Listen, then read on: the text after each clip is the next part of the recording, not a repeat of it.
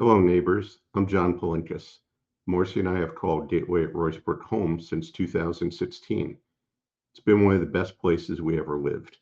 In the early years, I published the Gateway Gazette for 2 years, started the monthly meet and greet, and was fully engaged in community life. But that engagement dimmed when our board chose to act like a government rather than a business. A homeowners association is a service business. Its only purpose is to manage our facilities and our services for the benefit of the community.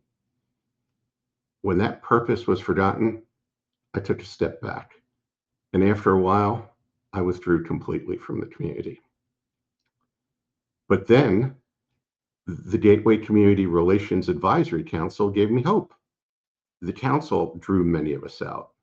They listened, they asked, not told. But unfortunately, that hope was short-lived. The entire council resigned in protest based on arbitrary actions of our board and the refusal of our board to listen to the community. Last year, there were 4 board seats that were open. Many of you told me to run. A few of you told me the community needed me. I chose not to. I was worried that my running would cause conflict. I see now that was a mistake. Since then, our board's become emboldened. It has done what it wants despite multiple protests from residents. The ultimate indignity for me was changing our governing documents without a community vote.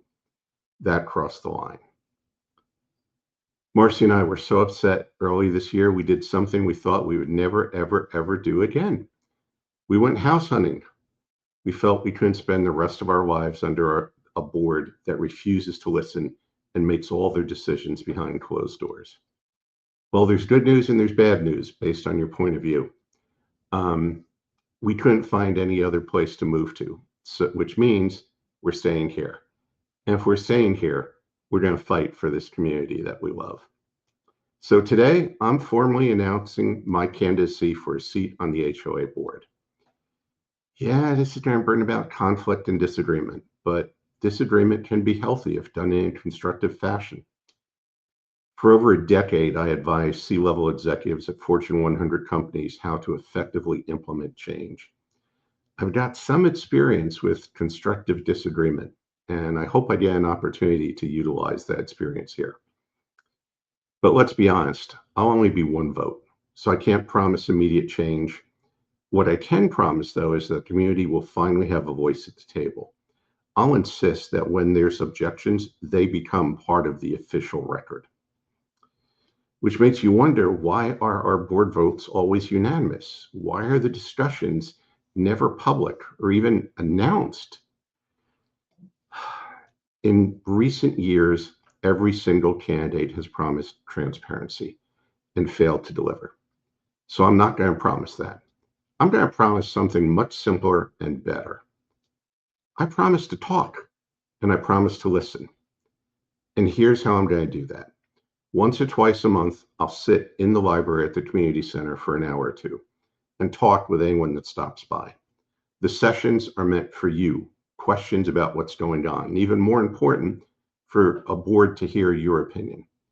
Board members are appointed to represent you. They should be listening. I will be. Matter of fact, why don't we start doing that next Saturday? 2 p.m. in the library. And we can start the conversation and you can get to know the candidate.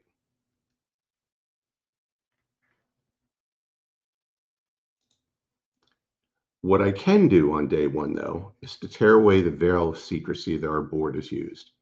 As homeowners, we're entitled by law to see almost everything. There's only 4 legal exceptions, which you can see on the slide alongside me. These items come from our governing documents in New Jersey law. If what you're requesting is not one of these 4, and I'm on the board, I will ensure that you get that information. This election is a choice about culture. Do we want silence, secrecy, and control? Or do we want competence, openness, and respect? I'm asking for your vote to help return Gateway at Roycebrook to the community that Marcy and I were so happy to be part of. My name's John Palinkas, and I'd be honored to earn your support and trust. Thank you for listening.